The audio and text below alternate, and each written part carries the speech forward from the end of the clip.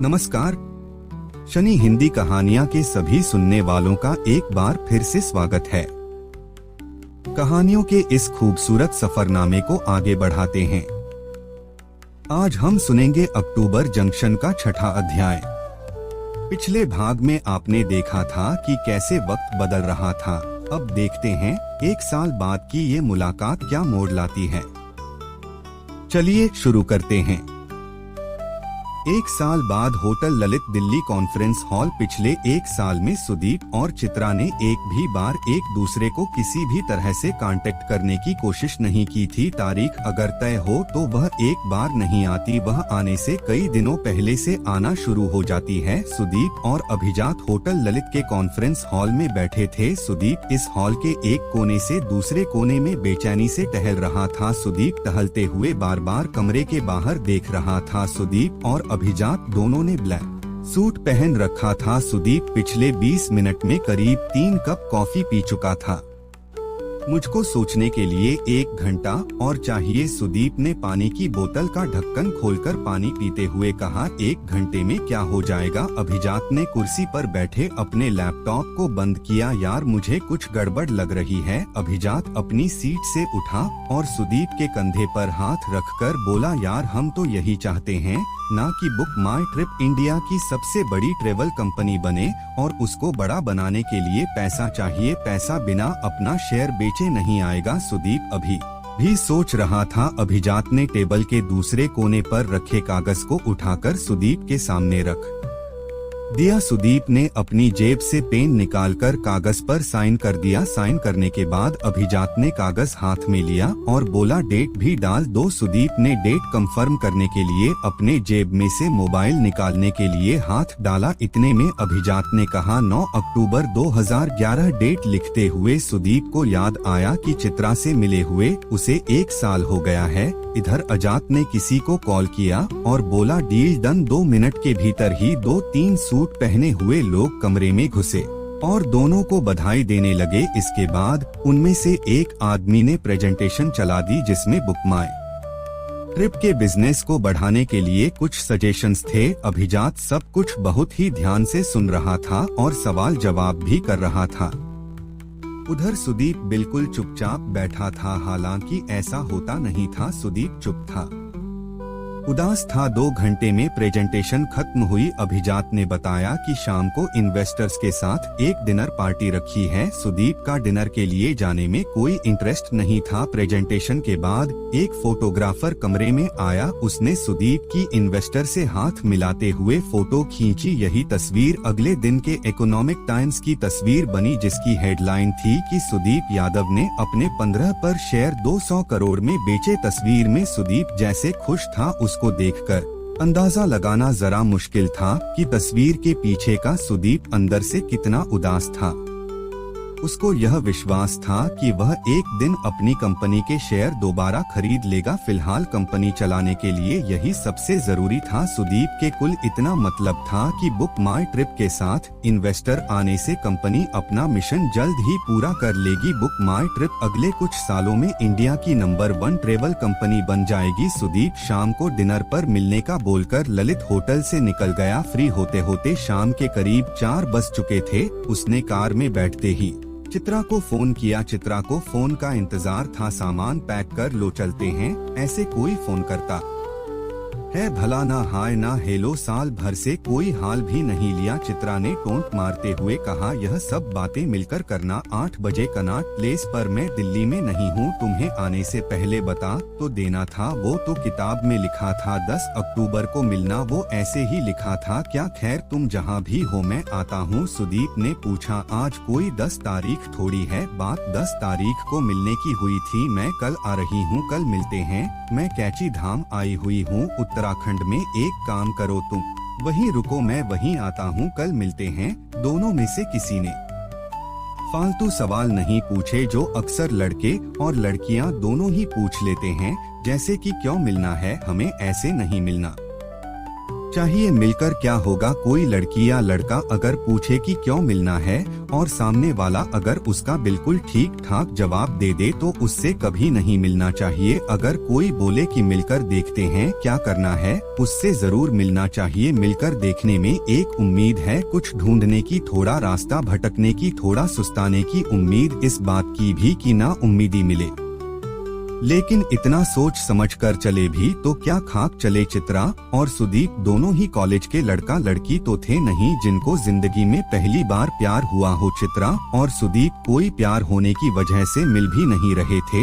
एक वक्त के बाद प्यार में गुदगुदी होना बंद हो जाता है, लेकिन गुदगुदी में थोड़ा बहुत प्यार हमेशा बचा रहता है। चित्र और सुदीप दोनों ही अपना रास्ता भले ना जानते हो, अपना गलत सही समझते। सुदीप डिनर में बस शक्ल दिखाने के लिए गया और निकल गया। उसे रात भर में कैची धाम पहुंचना था। दिल्ली से कैची धाम की दूरी करीब घंटे की थी। 10 अक्टूबर 2011 कैची धाम उत्तराखंड। सुबह 6 बजे सुदीप नीम करौली बाबा के आश्रम के मेन गेट के बाहर खड़ा था। आसपास की दुकानें अभी खुली नहीं थी। चित्रा सामने से रही थी। सुदीप को मुंबई के मौसम की आदत हो चुकी थी, इसलिए उसको वहां की हल्की हल्की ठंड बहुत अच्छी लग रही थी। चित्रा ने सुदीप को गले लगाया। 2010 के 10 अक्टूबर ने 2011 के 10 अक्टूबर को गले लगाया। सुदीप ने आश्रम देखा, वहाँ हाथ मुंह धोया। नीम करौली बाबा के बारे में जितनी ही कम जानकारी है उतनी ही ज्यादा उनके बारे में कहानियां हैं। कुछ लोग उनको हनुमान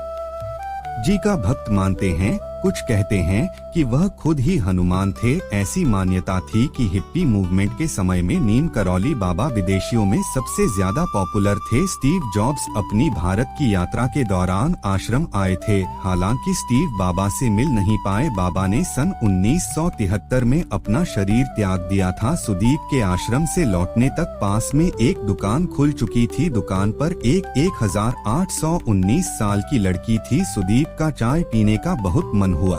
उसने उस लड़की से चाय देने के लिए कहा और पूछा, बाबा ऐसा क्या करते थे कि अमेरिका से इतने लोग आते हैं? बाबा कोई चमत्कार करते थे क्या? लड़की बोली, बाबा अब भी आते रहते हैं।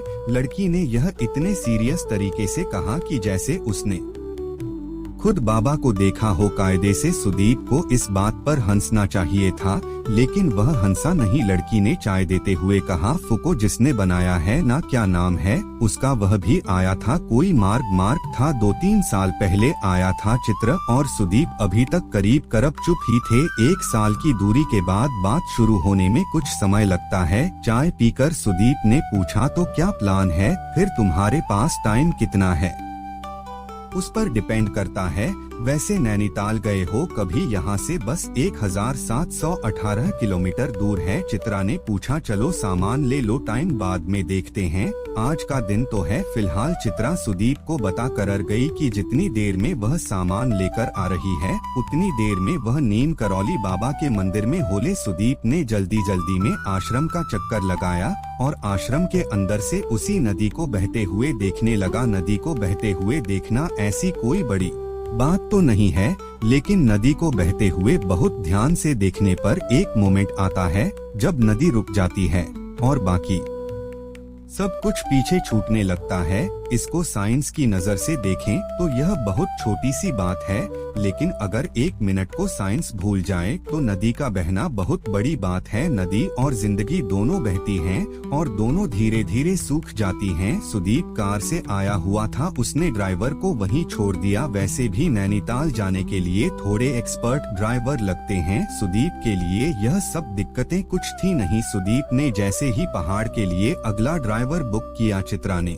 कहा, ड्राइवर की जरूरत नहीं है, मैं चला लूंगी। सुदीप को थोड़ा ताज्जुब हुआ, पक्का मार तो नहीं डालोगी? सुदीप ने पूछा, मैंने पहाड़ों में बहुत कार चलाई है, चिंता मत करो, और मर भी जाओगे तो क्या हुआ? तुम्हारे मरने की तो न्यूज बनेगी, हमारा क्या? किसी को पता भी नहीं चलेगा कि चित्रा पाठक जी स्वर्ग से धार गई। सुदीप कार में बैठकर अपनी सीट बेल्ट लगाते हुए बोला, मैंने नैनीताल के सबसे अच्छे होटल में 2 कमरे बुक कर दिए हैं। नैनीताल जा कौन रहा है? अरे तुमने ही तो बोला कि हम नैनीताल जा रहे हैं। हाँ बोला था, लेकिन नैनीताल में इतनी भीड़ होती है कि मजा नहीं आएगा। चित्रा ने कार चलाना शुरू करते हुए 1-2 झटके दिए चिंता मत करो, खो नहीं जाओगे कहीं तो ले ही जाऊंगी तुम्हें। सुदीप अभी चित्रा के नए प्लान के साथ एडजस्ट कर ही रहा था कि चित्रा ने पूछा, तो मिस्टर मिलेनियर यह बताओ कि पूरे एक साल में दो सबसे बड़ी चीजें क्या हुई तुम्हारे साथ? पहली चीज एक गर्लफ्रेंड बन गई, वाह क्या नाम है, करती क्या है? सुनैना ऑफिस में ही बिजनेस हेड है, गुड। और दूसरी चीज मैंने अपने 15 पर शेयर कल बेच दिए। शेयर बेच दिए तुमने? हाँ, कोई और ऑप्शन नहीं था। खैर यह सब छोड़ो, तुम बताओ मेरी लाइफ में कुछ नया नहीं है? यार पिछले हफ्ते जाकर नोवेल का पहला ड्राफ्ट पूरा हुआ, लेकिन मुझे मजा सा नहीं आ रहा। अच्छा यह तो बता दो हम जा कहाँ रहे हैं? सुदीप ने चित्रा को कोहनी मारते हुए पूछा। सोना पानी गांव मुक्तेश्वर के पास। कितनी दूर का रास्ता है? वहां जाने की कोई खास वजह? सुदीप अपने मोबाइल पर मैप से वहां तक की दूरी देखने की कोशिश करने लगा, लेकिन मोबाइल में सिल आना बंद हो चुके थे। हाँ, वहाँ मोबाइल के सिग्नल नहीं आते और वहाँ से हिमालय बहुत साफ और सुंदर दिखता है। एक बात और है, मेरी किताब में हीरो हीरोइन वही पहली बार मिले हैं, यह बताते हुए चित्रा ने कार को जोर से मोड़ा और सुदीप को पहली बार शक हुआ कि चित्रा को कार चलाना उतना अच्छे से नहीं आता। सुदीप अच्छा खासा थका हुआ था, लेकिन चित्रा से मिलकर उसको अच्छा लग रहा था। पहाड़ों की हवा हल्के हल्के दोनों के चेहरों पर पड़ रही थी। पहाड़ की हवा थकान मिटा देती है। एक मोड़ पर छोटी सी दुकान पर रुककर दोनों ने चाय पी पकड़े खाए। सुदीप ने वहाँ पर मिनरल वाटर के लिए पूछा तो चित्रा बोली, एक दिन मिनरल वाटर नहीं पियोगे तो मर नहीं जाओगे। इसके बाद चित्रा एक छोटे से कॉटेज में सुदीप को लेकर गई। कॉटेज में जाकर उसने बकायदा रूम के लिए मोल भाव किया। उसने स्टाइल मारते हुए कहा कि पिछली बार भी तो अपने इतना ही लिया था, अब इतना महंगा कर दिया। खैर कॉटेज की खिड़की से बाहर पहाड़ कम और आसमान ज्यादा दिख रहा था। सुदीप ने कमरे में अपना सामान रखा और जूते खोलकर बेड पर बैठ गया। चित्रा ने अदरक वाली चाय बनाने के लिए होटल वाले को बोला। कमरे में एक अजीब सी हिचकिचाहट थी। प्यार में सब कुछ आसान होता है, पता होता है कि अब क्या करना है, लेकिन सुदीप चित्रा से और चित्रा सुदीप से कोई प्यार तो करते नहीं थे, इसीलिए उन्हें समझ नहीं आ रहा था कि बातें खत्म होने के बाद क्या करें। असल में प्यार को हमने जिंदगी में जरूरत से ज्यादा जगह दे रखी है। हमें प्यार की जगह बचाकर कभी कभार ऐसे ही शहर से दूर चले जाना चाहिए जहां रिश्ते में प्यार तो हो लेकिन प्यार का नाम ना हो। थोड़ी देर में ही चाय आ गई। सुदीप ने चाय के कप को पूरी हथेली से पकड़ते हुए कप की गर्मी को महसूस किया। मौसम ठीक ठाक ठंडा था। चाय पीने के बाद चित्रा उठी और सामने खिड़की पर जाकर खड़ी हो गई। कमरे की बातें बार बार चुप हो रही थी। सुदीप ने पूछा, तो तुम्हारी किताब में पहली बार हीरो हीरोइन से कब बात शुरू करता है? चित्रा ने वहीं खिड़की से हंसते हुए कहा, वो पहली बार कुछ बोलते ही नहीं, बस एक दूसरे को देखते हैं। कभी तो बात शुरू करते होंगे, जब करते हैं तब क्या करते हैं? सुदीप ने अपना कप पास में पड़ी टेबल पर रखते हुए पूछा। हीरोइन हीरो के कमरे का दरवाजा रात के 1 बजे खटखटाकर पूछती है कि क्या वह उसके कमरे में आकर सो सकती है? उसको अकेले डर लग रहा है। हे भगवान, कैसी किताब लिख रही हो तुम, चीप टाइप। सुदीप ने हंसते हुए कहा, इसमें क्या बुरी बात है, किसी को भी डर लग सकता है। खैर यह बताओ, तुम्हारे हीरो हीरोइन जिंदगी में कुछ करते भी हैं या बस फिल्मों के जैसे गाना गाते हैं और पहाड़ों पर घूमते हैं? मैं कुछ नहीं बता रही तुम्हें, तुम मजाक उड़ाओगे। चित्रा ने थोड़ा सा नखरा दिखाते हुए कहा, अच्छा ठीक है, नहीं पूछूंगा। इतना तो बता दो कि कहानी के एंड में वो मिलते हैं। मैं कुछ भी नहीं बताऊंगी तुम्हें, हर चीज का मजाक उड़ा हो तुम। इसके बाद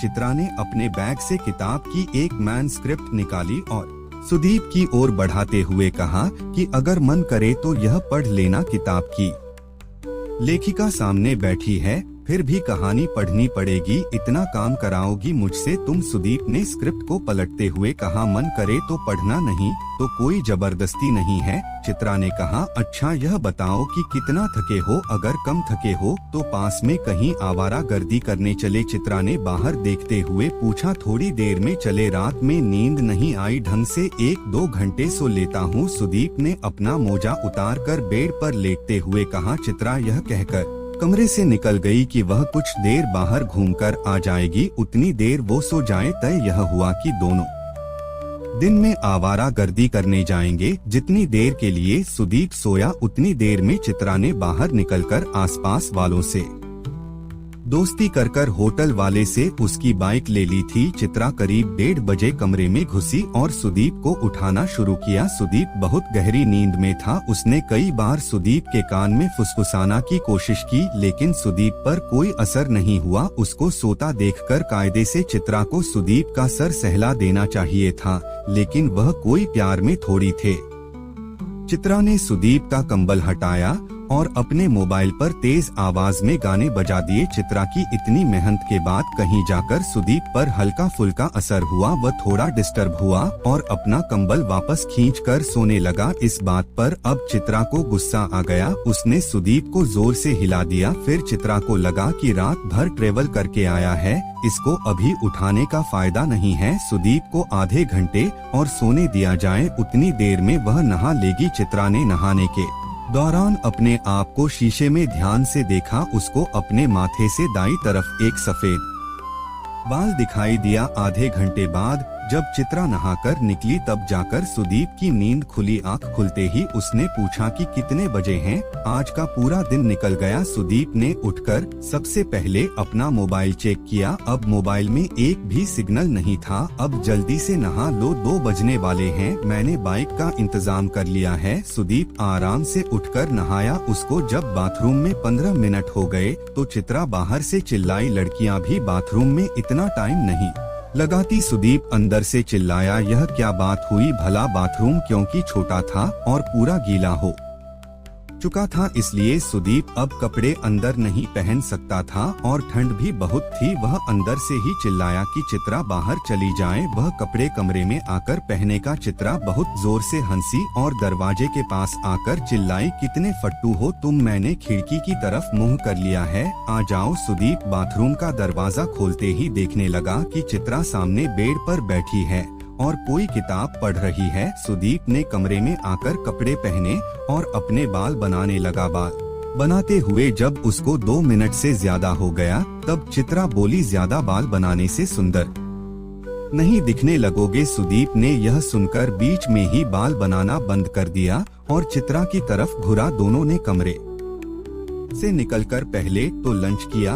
फिर बाइक पर बैठकर पहाड़ों में निकल गए। यह बताने की जरूरत नहीं है कि बाइक चित्रा चला रही थी। वह थोड़ी देर में एक सुनसान सड़क पर थे जहां पर सब कुछ सुनाई पड़ रहा था। हवा, जानवर, खामोशी, सब कुछ सामने। सूरज डूबने में अभी कुछ देर थी। दोनों वही सीमेंट के चबूतरे पर बैठ गए कि जहां तुम बैठ रहे हो ना, यहीं पर मेरी किताब में हीरोइन पहली बार हीरो का हाथ पकड़ती है। अच्छा, ऐसा क्या कस है इस कोने में? और यह तुम कैसी किताब लिख रही हो? हीरो हीरोइन वाली कुछ अच्छा क्यों नहीं लगती? आज के जमाने में यह हीरो हीरोइन की किताब कौन बेगा? खास बात तो यह है कि यहाँ उसने पहली बार हीरो को छुआ था। पहली बार छूने की वजह से यह इम्पोर्टेंट जगह है। मैं कैसी कहानियाँ लिखती हूँ, एक बार बुक आ जाए तब तुम देख लेना। चित्रा ने आराम से अपने आप को चबूतरे पर एडजस्ट करते हुए कहा, तुम्हारी किताब के हीरो हीरोइन प्यार करने के अलावा कुछ और भी करते हैं। सुदीप ने थोड़ा सा टोंट कसते हुए कहा, बहुत कुछ करते हैं, वह प्यार तो करते हैं, लेकिन दोनों मानना नहीं चाहते। कोई नहीं पढ़ेगा यह किताब। अच्छा, तुम चुप हो जाओ। क्यों? सामने देखो, सूरज डूब रहा है। सूरज को डिस्टर्ब मत करो। उसके पास से बहती हुई हवा सूरज को धीरे धीरे बुझा रही थी। बुझते बुझते सूरज उदास था, क्योंकि उसको शायद पता था कि शहर जिस कोने में दोनों आज शाम बैठे हैं वहाँ कल नहीं होंगे। सूरज से मुलाकातें होती रहेंगी, लेकिन उनका अपना अपना कोना होगा। यह कोना खो जाएगा। चित्र और सुदीप साथ साथ रहे ना रहे, उनके बीच कुछ हो ना हो, हमेशा कुछ खोता जरूर रहता है। दूर कहीं कोई बुढ़िया औरत एक पहाड़ी गाना गा रही थी, जिसका मतलब दोनों को ही नहीं पता था। सूरज को भी उस गाने का मतलब नहीं पता था, लेकिन वह इतनी बार यह गाना सुन चुका था कि उसे यह गाना याद हो गया था। ठीक वैसे ही जैसे बच्चे को लोरी याद पहले होती है और समझ बाद में आती है। सूरज के लिए दुनिया एक दिन और पुरानी हो गई थी। चित्र और सुदीप के लिए दुनिया में होने का मतलब बस शाम को डूबते सूरज को देखकर टहलना भर था। चित्र और सुदीप 2 दिन वहाँ और रुके और दोनों दिन फिर शाम इसी जगह आकर बैठे दोनों दिनों के दौरान कुछ बातें करते और कुछ देर चुप हो जाते। मुक्तेश्वर जहां सुदीप और चित्रा रुके थे, वहां एक म्यूजिकल बैंड रुका हुआ था। अपने अपने घरों को काफी पीछे छोड़ आए लड़के लड़कियां यह लोग शाम को आग जलाकर उसके चारों ओर बैठ जाते थे। कोई कहानी सुनाता तो कोई कविता तो कोई गाना गाता। किसी के पास दुनिया घूमने के किस्से थे तो किसी के पास ही चल के किसी छोटे से गांव में रहने वाली दुनिया की सबसे खूबसूरत बच्चे की कहानी। अगर कोई उन लड़के लड़कियों से दुनिया का सबसे घिसा हुआ सवाल भी पूछता था कि और बताओ, तो हर किसी के पास बताने के लिए बहुत कुछ होता था। उनकी कहानियां, कविताएं और गाने रिसोर्ट में सभी लोगों को बहुत पसंद थे। जिसका जितना मन होता वह एक झोले में पैसे डाल देता। सुदीप ने सबसे नजर बचाकर उनके झोले में लाख का चेक दिया। जिंदगी का एक ऐसा एंड ही होना चाहिए जब गाना बजाना चल रहा हो और जब अगले दिन का इंतजार ना हो। चलने से पहले सुदीप ने अगले साल का कोई वादा नहीं लिया। चित्रा ने अगली बार मिलने की कोई बात नहीं की। सुदीप को मुंबई लौटना था, चित्रा को दिल्ली रुकना था। दिल्ली एयरपोर्ट के बाहर चित्रा सुदीप को छोड़ने आई। सुदीप ने जाने से पहले अपने ने बैग से वही मुराकामी की किताब निकाली। इससे पहले वह चित्रा की ओर किताब बढ़ाता, चित्रा ने अपने आप किताब लेकर उसके आखिरी पन्ने पर 10 अक्टूबर 2012 की तारीख लिख दी और पूछा, यह किताब क्यों लाए हो? अभी तक पूरी पढ़ नहीं पाए क्या? नहीं। सुदीप ने किताब हाथ में ले ली, तारीख देखी और बोला, मुझे मालूम है अगले 1 साल में तुम बहुत बड़ी राइटर बन चुकी होगी। 1 साल में भूल मत जाना। चित्रा ने इसके जवाब में कुछ नहीं कहा। आगे बढ़कर सुदीप को गले लगा लिया। सुदीप ने आगे बढ़ते हुए एयरपोर्ट के अंदर घुसते हुए अपनी सेक्रेटरी को कॉल किया और उसको 10 अक्टूबर का अपॉइंटमेंट फिक्स करने के लिए इंस्ट्रक्शंस दिए। सेक्रेटरी चौंकी क्योंकि 10 अक्टूबर तो बीत चुका था। तब सुदीप को अपनी गलती का एहसास हुआ। उसने अपनी असिस्टेंट को समझाया कि अगले साल के 10 अक्टूबर को शाम 6 बजे चित्रा के नाम का ब्लॉक कर दीजिए। एयरपोर्ट में बैठकर सुदीप ने अपना मोबाइल डाटा ऑन किया। इतने ज्यादा नोटिफिकेशंस थे कि फोन थोड़ी देर के लिए हैंग हो गया। इधर चित्रा एयरपोर्ट के पास से बस लेकर अपने घर पहुंची। घर के बाहर 9-10 दिन के पेपर इकट्ठा थे। उसने सरसरी निगाह पेपर पर डाली। एक पन्ने पर सुदीप के शेयर बेचने वाली खबर थी और साथ में फोटो भी थी। चित्रा का घर बहुत छोटा सा था। एक छोटा सा हॉल था जिसमें धूप आ रही थी। एक छोटी सी किताब की अलमारी थी। साथ में पढ़ने लिखने वाला एक टेबल भी था। रंग बिरंगे कई तरह के पेन, स्केच पेन, कई तरह की नोटबुक उस पर रखी हुई थी। 2-3 अधूरी पड़ी हुई मैन्युस्क्रिप्ट भी थी। चित्र कई दिन बाद घर लौटी थी पर घर अच्छा खासा गंदा हो चुका था। उसने पहले घर की सफाई की। फ्रिज खोलकर देखा तो उसमें खाने के लिए कुछ नहीं था। वह मैगी और ब्लैक कॉफी लेकर बैठ गई और अपनी डायरी में 10 अक्टूबर 2012 की तारीख के आगे मीटिंग विद सुदीप लिख दिया। वह अपने छोटे से घर की सफाई तब तक करती रही जब तक थक नहीं गई। अकेले रहना आसान बनाने में बड़ी मुश्किलें आती हैं। बहुत छोटी छोटी मुश्किलें, जैसे जिस दिन दरवाजा खोलने का मन नहीं करता उस दिन सबसे ज्यादा घंटी बजती है। कभी कभी जिंदगी से बस इतना ही चाहिए होता है कि कोई दरवाजा खोलने वाला हो। चित्रा को पता था कि उसे चाहिए क्या, लेकिन पता होने के बाद भी रास्ता पाना इतना आसान होता तो चित्रा की किताब अब तक आ चुकी होती। तो ये थी सुदीप और चित्रा की कहानी का एक और पड़ा। क्या अगले साल की ये तारीख उन्हें किसी मुकाम तक पहुंचाएगी? यह जानने के लिए शनि हिंदी कहानियां के साथ जुड़े रहें। अगर आपको यह कहानी पसंद आई हो तो वीडियो को लाइक करें और चैनल को सब्सक्राइब करना न भूलें। सुनते रहिए कहानियों का सफरनामा। धन्यवाद।